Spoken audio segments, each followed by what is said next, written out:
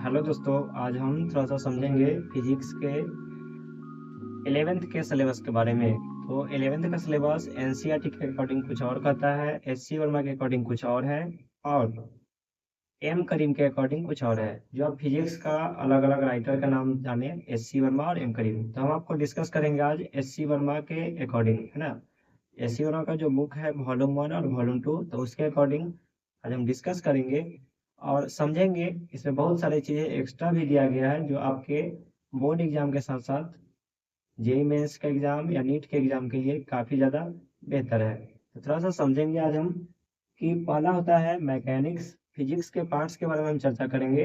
तो आप जानते हैं कि मैकेनिक्स का चर्चा करते हैं, उसके बाद हीट का चर्चा करते हैं, और उसके बाद साउंड का चर्चा करते हैं।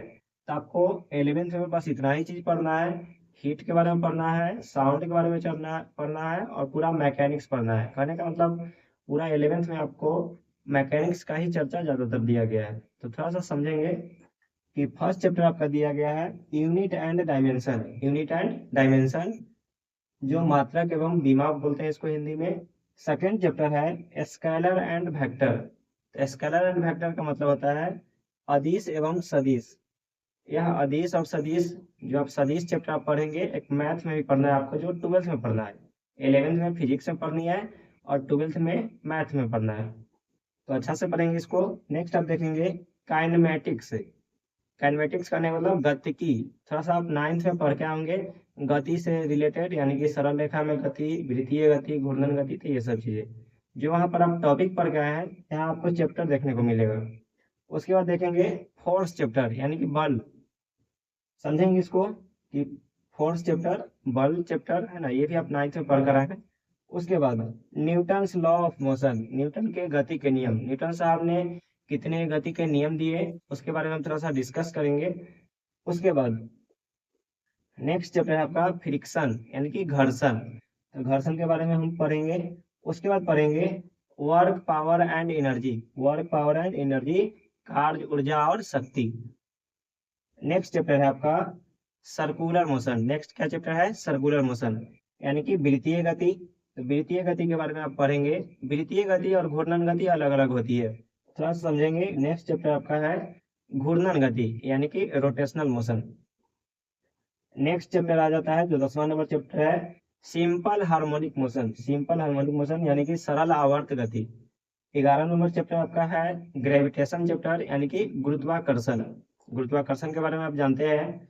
उसके बाद नेक्स्ट चैप्टर आता है properties of matter. Properties of matter, यानी कि द्रव्य के गुण। द्रव्य कहने का मतलब द्रव का चर्चा करता है, यानी कि द्रव्य यानी कि पदार्थ। नेक्स्ट आपका चैप्टर आता है centre of mass, linear momentum and collision. Centre of mass, linear momentum and collision. तो इसका हम देखेंगे कि द्रव्यमान केंद्र, कॉमा, रेखीय संवेग।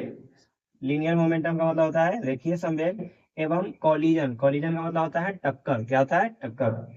उसके बाद हम समझेंगे हीट चैप्टर। हीट जो एक चैप्टर है पूरा, इसमें बहुत सारे पार्ट्स हैं। तो पहला पढ़ेंगे heat and temperature. Heat and temperature, heat दूसरा चीज होती है और टेम्परेचर दूसरा चीज होती है, दोनों को सेम नहीं समझेंगे।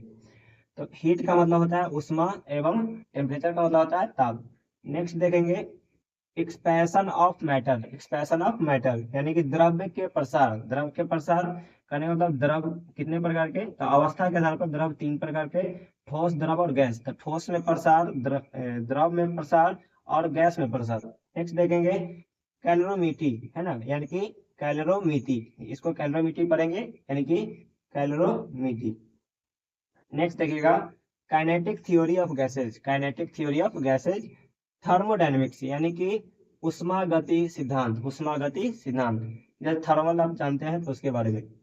नेक्स्ट आपका चैप्टर है, इसमें 5वां चैप्टर आ जाएगा transmission of matter, sorry transmission of heat. Transmission of heat यानी कि उष्मा का संचार। उष्मा का संचार मानी उष्मा का संचार होता है, प्रसार कहिए या संचार कहिए। नेक्स्ट देखेंगे साउंड चैप्टर। साउंड चैप्टर में सबसे पहले आप पढ़ेंगे वेव मोशन के बारे में, यानी कि तरंग गति के बारे में। तरंग वगैरह आप जानते हैं। उसके बाद सेकेंड चैप्टर है speed of sound, speed of sound करने का मतलब ध्वनि की चाल। नेक्स्ट आप जानते हैं superposition of wave, superposition of wave यानी कि तरंगों का अध्यारोपण। आप लोग थोड़ा बहुत 10th में पढ़े होंगे, अध्यारोपण, विवर्तन, वर्ण विक्षेपण, डाइवर्जन, ये सब। तो इसको थोड़ा सा पढ़ेंगे, सुपरपोजिशन ऑफ वेव, तरंगों का अध्यारोपण। नेक्स्ट चैप्टर आपका है vibration of strings, vibration of strings यानी कि डोरियों का कंपन। कंपन आप जानते हैं, आप लोगों को बताया गया होगा कि वाइब्रेट कर रहा है यानी कि कंपन कर रहा है।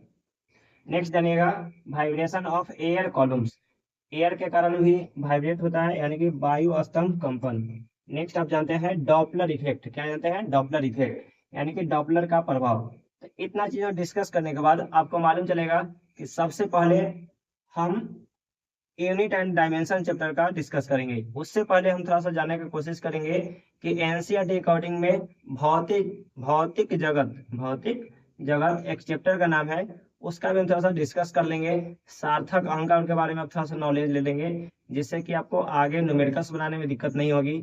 और ये सारे चैप्टर आपको हिंदी और इंग्लिश दोनों में पढ़ाए जाएंगे। तो थोड़ा सा ये करेंगे कि आप कंटिन्यूटी को मेंटेन करेंगे और पूरा को नोट कर लेंगे कॉपी पर।